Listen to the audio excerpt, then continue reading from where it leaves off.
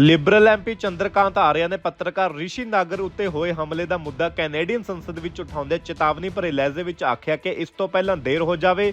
ਖਾਲਿਸਤਾਨ ਹਮਾਇਤੀਆਂ ਦੇ ਸਰਗਰਮੀਆਂ ਨੂੰ ਲਾ ਐਨਫੋਰਸਮੈਂਟ ਏਜੰਸੀਆਂ ਗੰਭੀਰਤਾ ਨਾਲ ਲੈਣ। ਚੰਦਰਾ ਆਰਿਆ ਨੇ ਭਾਰਤੀ ਮੂਲ ਦੇ ਕਈ ਪੱਤਰਕਾਰਾਂ ਤੇ ਅਤੀਤ ਵਿੱਚ ਹੋਏ ਹਮਲਿਆਂ ਦੀ ਮਿਸਾਲ ਵੀ ਪੇਸ਼ ਕੀਤੀ। ਚੰਦਰਾ ਆਰਿਆ ਨੇ ਫੈਡਰਲ ਸਰਕਾਰ ਨੂੰ ਅਪੀਲ ਕੀਤੀ ਕਿ ਹਾਲਾਤ ਨੂੰ ਸਖਤੀ ਨਾਲ ਨਜਿੱਠਿਆ ਜਾਵੇ। ਇੱਥੇ ਦੱਸਣਾ ਬਣਦਾ ਹੈ ਕਿ ਹਰਦੀਪ ਸਿੰਘ ਨਿੱਜਰ ਦੇ ਕਤਲ ਮਗਰੋਂ ਚੰਦਰਾ ਆਰਿਆ ਨੇ ਕਿਹਾ ਸੀ ਕਿ ਕੈਨੇਡਾ ਵਿੱਚ ਵਸਦੇ ਹਿੰਦੂਆਂ ਵਿੱਚ ਖੌਫ ਦਾ ਮਾਹੌਲ ਪੈਦਾ ਹੋ ਗਿਆ। ਲਿਬਰਲ ਐਮਪੀ ਨੇ ਅੱਗੇ ਕਿਹਾ ਕਿ ਮਾਰਚ 2023 ਵਿੱਚ ਰਿਚਮੰਡ BC ਦੇ ਰੇਡੀਓ AM 600 ਦੇ ਸਮੀਰ ਕੌਸ਼ਲ ਨੂੰ ਵੀ ਇਸ ਕਰਕੇ ਨਿਸ਼ਾਨਾ ਬਣਾਇਆ ਗਿਆ ਕਿਉਂਕਿ ਉਹ ਖਾਲਿਸਤਾਨੀਆਂ ਦੇ ਰੋਸ ਮੁਜ਼ਾਹਰੇ ਦੀ ਕਵਰੇਜ ਕਰ ਰਿਹਾ ਸੀ। ਸਿਰਫ ਇੰਨਾ ਹੀ ਨਹੀਂ, ਬਰੈਂਪਟਨ ਦੇ ਰੇਡੀਓ ਹੋਸਟ ਦੀਪਕ ਪੁੰਜ ਤੇ ਹਮਲਾ ਹੋਇਆ ਕਿਉਂਕਿ ਉਸ ਵੱਲੋਂ ਖਾਲਿਸਤਾਨ ਨਾਲ ਸੰਬੰਧਿਤ ਹਿੰਸਾ ਦੀ ਨਿਖੇਧੀ ਕੀਤੀ ਗਈ ਸੀ। ਚੇਤੇ ਰਹੇ ਕਿ ਚੰਦਰਾ ਆਰਿਆ ਉਹੀ ਸ਼ਖਸ ਨੇ ਜਿਨ੍ਹਾਂ ਵਿਰੁੱਧ ਪਾਰਲੀਮੈਂਟ ਹਿੱਲ ਤੇ RSS ਦਾ ਝੰਡਾ ਲਹਿਰਾਉਣ ਦੇ ਦੋਸ਼ ਲੱਗੇ ਸਨ। ਕੈਨੇਡਾ ਦੇ ਪ੍ਰਧਾਨ ਮੰਤਰੀ ਜਸਟਿਨ ਟਰੂਡੋ ਦੀ ਕੁਰਸੀ ਵੱਡੇ ਖਤਰੇ ਵਿੱਚ ਦੱਸੀ ਜਾ ਰਹੀ ਹੈ। ਜੀ ਹਾਂ, ਲਿਬਰਲ ਐਮਪੀਜ਼ ਨੇ ਟਰੂਡੋ ਨੂੰ ਹਟਾਉਣ ਅਤੇ ਆਮ ਚੋਣਾਂ ਨਵੇਂ ਆਗੂ ਦੀ ਅਗਵਾਈ ਵਿੱਚ ਲੜਨ ਦਾ ਪੱਕਾ ਮਨ ਬਣਾ ਲਿਆ, ਜਿਸ ਦੇ ਮੱਦੇਨਜ਼ਰ ਦਸਤਖਤ ਮੁਹਿੰਮ ਸ਼ੁਰੂ ਹੋ ਗਈ ਹੈ। CBC ਦੀ ਰਿਪੋਰਟ ਮੁਤਾਬਿਕ ਬਾਗੀ ਲਿਬਰਲ ਐਮਪੀਜ਼ ਦੀਆਂ ਮੀਟਿੰਗਾਂ ਦਾ ਸਿਲਸਿਲਾ ਲਗਾਤਾਰ ਜਾਰੀ ਹੈ ਅਤੇ ਕੈਨੇਡੀਅਨ ਸਿਆਸਤ ਵਿੱਚ ਜਲਦ ਹੀ ਵੱਡੀ ਉਥਲ-ਪੁਥਲ ਹੋਣ ਦੇ ਆਸਾਰ ਨਜ਼ਰ ਆ ਰਹੇ ਨੇ। ਟੋਰਾਂਟੋ ਸੇਂਟ ਪਾਲ ਦੀ ਜ਼ਿਮਨੀ ਚੋਣ ਮਗਰੋਂ ਮੌਂਟਰੀਅਲ ਸੀਟ ਤੇ ਲਿਬਰਲ ਪਾਰਟੀ ਦੀ ਸ਼ਰਮਨਾਕ ਹਾਰ ਤੋਂ ਟਕਸਾਲੀ ਆਗੂ ਬੇਹੱਦ ਗੁੱਸੇ ਵਿੱਚ ਨੇ। ਟਰੂਡੋ ਦੀ ਗੈਰ ਹਾਜ਼ਰੀ ਦਾ ਫਾਇਦਾ ਉਠਾਉਂਦਿਆਂ ਬਾਗੀਆਂ ਨੇ ਆਪਣੀਆਂ ਸਰਗਰਮੀਆਂ ਹੋਰ ਤੇਜ਼ ਕਰ ਦਿੱਤੀਆਂ ਅਤੇ ਪ੍ਰਧਾਨ ਮੰਤਰੀ ਦੇ ਅਸਤੀਫੇ ਤੋਂ ਘੱਟ ਉਹਨਾਂ ਨੂੰ ਕੁਝ ਵੀ ਮਨਜ਼ੂਰ ਨਹੀਂ। ਇੱਥੇ ਦੱਸਣਾ ਬਣਦਾ ਹੈ ਕਿ ਟਰੂਡੋ ਅਤੇ ਉਹਨਾਂ ਦੀ chief of staff Katie Telford ASEAN ਸੰਮੇਲਨ ਵਿੱਚ ਸ਼ਾਮਲ ਹੋਣ ਲਈ ਲਾਓਸ ਗਏ ਹੋਏ ਸੀ। ਸੂਤਰਾਂ ਨੇ ਦੱਸਿਆ ਕਿ ਟਰੂਡੋ ਨੂੰ ਚੱਲਦਾ ਕਰਨ ਦੀ ਹਮਾਇਤ ਕਰਨ ਵਾਲਿਆਂ ਦੇ ਇੱਕ ਕਾਗਜ਼ ਤੇ ਦਸਤਖਤ ਕਰਵਾਏ ਜਾ ਰਹੇ ਨੇ ਅਤੇ ਇਸ ਕਾਗਜ਼ ਨੂੰ ਬੇਹੱਦ ਗੁਪਤ ਰੱਖਿਆ ਗਿਆ। ਮਾਮਲਾ ਬੇਹੱਦ ਸੰਜੀਦਾ ਹੋਣ ਕਾਰਨ ਕੋਈ ਐਮਪੀ ਜਾਂ ਲਿਬਰਲ ਕਾਕਸ ਦਾ ਕੋਈ ਮੈਂਬਰ ਆਪਣੀ ਪਛਾਣ ਜ਼ਾਹਰ ਨਹੀਂ ਕਰਨਾ ਚਾਹੁੰਦਾ। ਕਾਗਜ਼ ਤੇ ਦਸਤਖਤ ਕਰਨ ਵਾਲੇ ਇੱਕ ਐਮਪੀ ਨੇ ਦੱਸਿਆ ਕਿ ਗਿਣਤੀ ਵੱਧਦੀ ਜਾ ਰਹੀ ਹੈ ਅਤੇ ਟਰੂਡੋ ਵਿਰੋਧੀਆਂ ਦੇ ਦਸਤਖਤ ਨਾਲ ਦੂਜਾ ਸਫ਼ਾ ਵੀ ਭਰਦਾ ਨਜ਼ਰ ਆ ਰਿਹਾ ਹੈ। ਮੁਹਿੰਮ ਦੀ ਅਗਵਾਈ ਕਰ ਰਹੇ ਲਿਬਰਲ ਆਗੂਆਂ ਦਾ ਕਹਿਣਾ ਹੈ ਕਿ ਲੋੜੀਂਦੀ ਗਿਣਤੀ ਵਿੱਚ ਦਸਤਖਤ ਹਾਸਲ ਹੋਣ ਮਗਰੋਂ ਹੀ ਬਿੱਲੀ ਥੈਲੇ ਵਿੱਚੋਂ ਕੱਢੀ ਜਾਵੇਗੀ।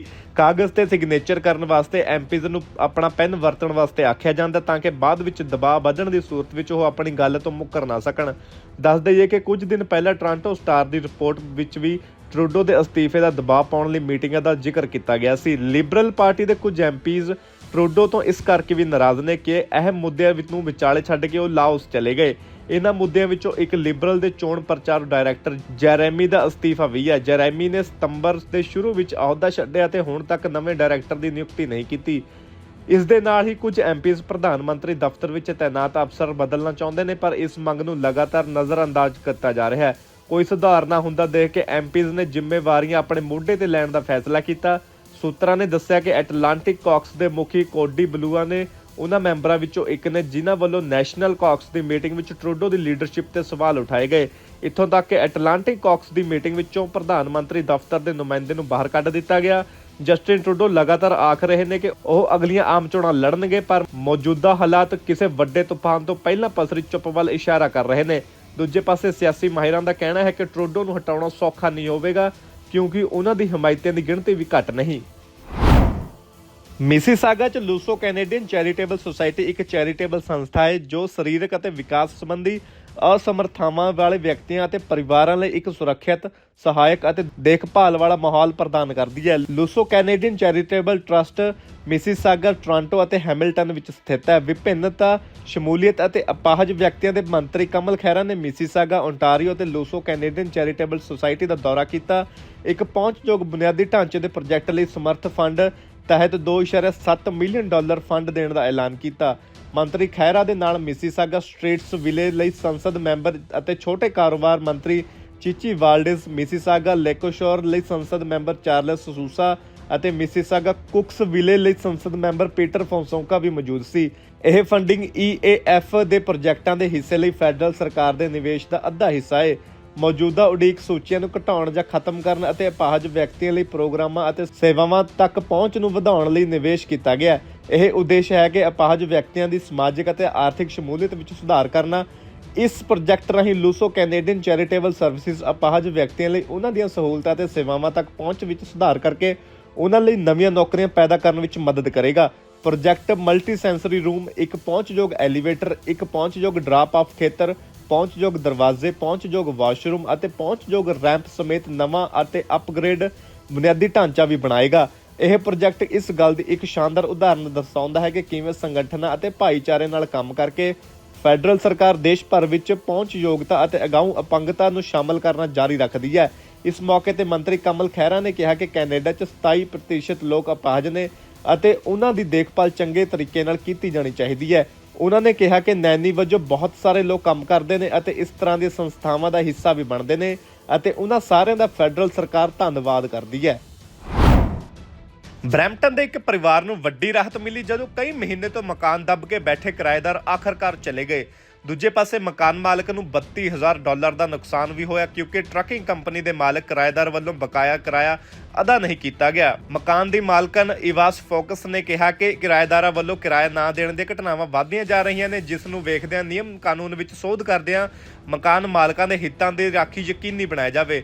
ਇੱਥੇ ਦੱਸਣਾ ਬਣਦਾ ਹੈ ਕਿ ਇਵਾਨ ਫੋਕਸ ਨੇ ਕਰਜ਼ਾ ਲੈ ਕੇ ਮਕਾਨ ਖਰੀਦਿਆ ਅਤੇ ਉਹ ਵੀ ਕਿਰਾਏਦਾਰ ਨੇ ਦੱਬ ਲਿਆ। ਸਿਰਫ ਇੱਥੇ ਹੀ ਨਹੀਂ, ਕਿਰਾਏਦਾਰ ਕਿਰਾਏ ਦੇਣ ਤੋਂ ਸਾਫ਼ ਨਾ ਕਰਨ ਲੱਗਿਆ। ਬਰੈਂਪਟਨ ਦੇ ਜੋੜੇ ਵੱਲੋਂ $3200 ਪ੍ਰਤੀ ਮਹੀਨਾ ਆਪਣਾ ਮਕਾਨ ਕਿਰਾਏ ਤੇ ਦਿੱਤਾ ਗਿਆ ਸੀ ਤਾਂ ਕਿ ਕਰਜ਼ੇ ਦੀਆਂ ਕਿਸ਼ਤਾਂ ਉਤਾਰ ਸਕਣ। ਸ਼ੁਰੂ ਵਿੱਚ ਕਿਰਾਏਦਾਰ ਦਾ ਵਤੀਰਾ ਬਹੁਤ ਚੰਗਾ ਰਿਹਾ, ਪਰ ਸਮਾਂ ਲੰਘਣ ਦੇ ਨਾਲ ਹੀ ਹਾਲਾਤ ਬਦਲਣ ਲੱਗੇ ਅਤੇ ਉਸਨੇ ਕਿਰਾਇਆ ਦੇਣਾ ਬੰਦ ਕਰ ਦਿੱਤਾ। ਜੋੜੇ ਵੱਲੋਂ ਉਸ ਮਕਾਨ ਨੂੰ ਖਾਲੀ ਕਰਨ ਵਾਸਤੇ ਆਖਿਆ ਗਿਆ ਤਾਂ ਇਸ ਤੋਂ ਵੀ ਨਾ ਕਰ ਦਿੱਤੀ। ਪਤੀ ਪਤਨੀ ਨੇ ਅੱਕ ਕੇ ਇੱਕ ਪੈਰਾ ਲੀਗਲ ਦੀਆਂ ਸੇਵਾਵਾਂ ਲਈਆਂ ਅਤੇ ਕਿਰਾਏਦਾਰ ਨੇ ਜ਼ਿੱਦ ਫੜ ਲਈ ਕਿ ਮੁਕੱਦਮੇ ਦੀ ਸੁਣਵਾਈ ਫ੍ਰੈਂਚ ਭਾਸ਼ਾ ਵਿੱਚ ਹੋਵੇ ਕਿਉਂਕਿ ਉਸ ਦੀ ਪਹਿਲੀ ਬੋਲੀ ਫ੍ਰੈਂਚ ਹੈ। ਕਿਰਾਏਦਾਰ ਇੱਕ ਟਰੱਕਿੰਗ ਕੰਪਨੀ ਚਲਾਉਂਦਾ ਸੀ ਅਤੇ ਆਪਣੇ ਪਾਰਟਨਰ ਅਤੇ ਬੱਚੀ ਨਾਲ ਮਕਾਨ ਵਿੱਚ ਰਹਿ ਰਿਹਾ ਸੀ। ਇਸੇ ਦੌਰਾਨ ਰੈਂਟ ਟੂ ਰੂਇਨ ਕਿਤਾਬ ਦੇ ਲੇਖਕ ਕੈਵਿਨ ਕੋਸਟਾ ਨੇ ਕਿਹਾ ਕਿ ਕੁਝ ਕਿਰਾਏਦਾਰ ਸ਼ਰੇਆਮ ਮਕਾਨ ਮਾਲਕਾਂ ਨਾਲ ਧੋਖਾ ਕਰਦੇ ਨੇ। ਸ਼ਿਕਾਇਤਾਂ ਦਾ ਬੈਕਲੌਗ ਇੰਨਾ ਵੱਧ ਚੁੱਕਿਆ ਕਿ 1 ਸਾਲ ਦਾ ਕਿਰਾਇਆ ਦਿੱਤੇ ਬਗੈਰ ਤੁਸੀਂ ਜਾ ਸਕਦੇ ਹੋ। ਉਹਨਾਂ ਚੇਤਾਵਨੀ ਦਿੱਤੀ ਕਿ ਕਰਜ਼ੇ ਤੇ ਖਰੀਦਿਆ ਮਕਾਨ ਕਿਰਾਏ ਤੇ ਦੇਣਾ ਦੂਰੀ ਮਾਰ ਹੇਠ ਆਉਣ ਤੋਂ ਘੱਟ ਨਹੀਂ। ਦੱਸ ਦਈਏ ਕਿ ਇਵਾਨ ਫੋਕਸ ਨੇ ਲੈਂਡਲੋਰਡ ਅਤੇ ਟੈਨੈਂਟ ਬੋਰਡ ਕੋਲ ਸ਼ਿਕਾਇਤ ਕੀਤੀ ਤਾਂ ਕਈ ਮਹੀਨੇ ਮਗਰੋਂ ਉਸ ਦਾ ਮਕਾਨ ਵਾਪਸ ਮਿਲ ਸਕਿਆ।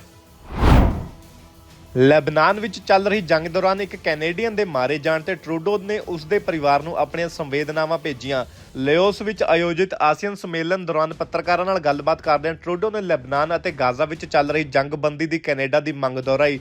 ਗਲੋਬਲ ਅਫੇਅਰਸ ਕੈਨੇਡਾ ਨੇ ਕਿਹਾ ਕਿ ਅਧਿਕਾਰੀ ਮ੍ਰਿਤਕ ਕੈਨੇਡੀਅਨ ਦੇ ਪਰਿਵਾਰ ਨਾਲ ਸੰਪਰਕ ਵਿੱਚ ਨੇ, ਪਰ ਵਿਭਾਗ ਨੇ ਜਨਤਕ ਤੌਰ ਤੇ ਮ੍ਰਿਤਕ ਦੀ ਪਛਾਣ ਜਨਤਕ ਨਹੀਂ ਕੀਤੀ ਹੈ।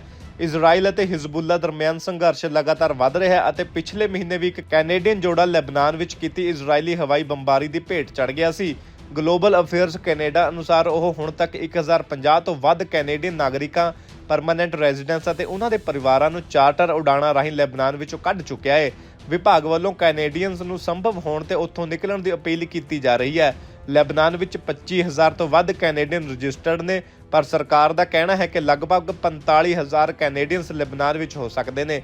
ਟਰੂਡੋ ਨੇ ਕਿਹਾ ਕਿ ਮੇਰੀ ਉਸ ਮਾਰੇ ਗਏ ਕੈਨੇਡੀਅਨ ਦੇ ਪਰਿਵਾਰ ਅਤੇ ਉਸ ਪਰਿਵਾਰ ਜਿਸ ਦੇ ਅਜ਼ੀਜ਼ ਇਸ ਜੰਗ ਤੋਂ ਪ੍ਰਭਾਵਿਤ ਇਲਾਕੇ ਵਿੱਚ ਮੌਜੂਦ ਨੇ, ਉਹਨਾਂ ਨਾਲ ਦਿਲੀ ਹਮਦਰਦੀ ਹੈ। ਸਾਨੂੰ ਇਸ ਨੂੰ ਖਤਮ ਕਰਨ ਦੀ ਲੋੜ ਹੈ। ਸਾਨੂੰ ਲੈਬਨਾਨ ਅਤੇ ਗਾਜ਼ਾ ਵਿੱਚ ਜੰਗਬੰਦੀ ਦੀ ਲੋੜ ਹੈ। ਸਾਨੂੰ ਵਧੇਰੇ ਮਾਨਵਤਾਵਾਦੀ ਸਹਾਇਤਾ ਪ੍ਰਾਪਤ ਕਰਨ ਦੀ ਲੋੜ ਹੈ। ਸਾਨੂੰ ਬੰਦਕਾਂ ਨੂੰ ਰਿਹਾ ਕਰਨ ਦੀ ਲੋੜ ਹੈ।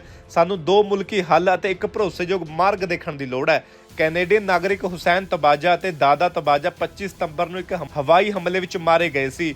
ਉਹਨਾਂ ਦੇ ਪੁੱਤਰ ਕਮਾਲ ਨੇ ਦੱਸਿਆ ਸੀ ਕਿ ਉਹ ਦੱਖਣੀ ਲੈਬਨਾਨ ਵਿੱਚ ਹਿੰਸਾ ਤੋਂ ਬਚਣ ਦੀ ਕੋਸ਼ਿਸ਼ ਵਿੱਚ ਨਿਕਲ ਰਹੇ ਸੀ, ਪਰ ਉਹ ਇੱਕ ਲੰਬੇ ਟ੍ਰੈਫਿਕ ਜਾਮ ਵਿੱਚ ਫਸ ਗਏ। ਲੈਬਨਾਨੀ ਅਧਿਕਾਰੀਆਂ ਨੇ ਵੀਰਵਾਰ ਨੂੰ ਦੱਸਿਆ ਸੀ ਕਿ ਮੱਧ ਬੈਰੂਤ ਵਿੱਚ ਇਜ਼ਰਾਈਲੀ ਹਵਾਈ ਹਮਲਿਆਂ ਵਿੱਚ 22 ਲੋਕਾਂ ਦੀ ਮੌਤ ਹੋ ਗਈ ਅਤੇ 2 ਦਰਜਨ ਹੋਰ ਜ਼ਖਮੀ ਹੋ ਗਏ।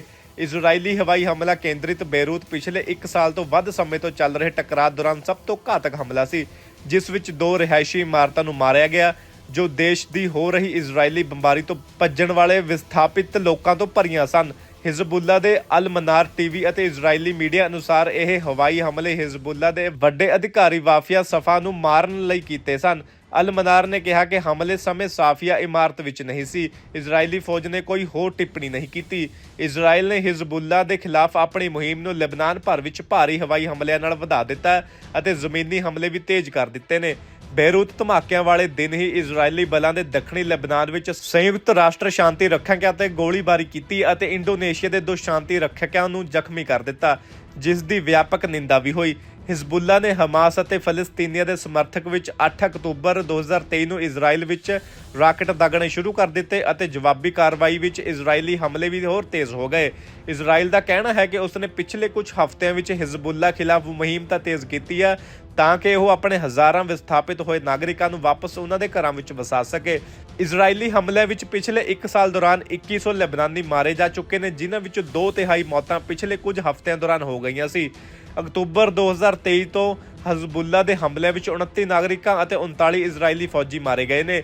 ਹੁਣ ਤੱਕ ਇਜ਼ਰਾਈਲੀ ਫੌਜੀ ਸਰਹੱਦ ਦੇ ਨਾਲ ਲੱਗਦੇ ਕੁਝ ਕਿਲੋਮੀਟਰ ਦੀ ਤੰਗ ਪੱਟੀ ਵਿੱਚ ਕਾਰਵਾਈ ਕਰ ਰਹੀ ਹੈ।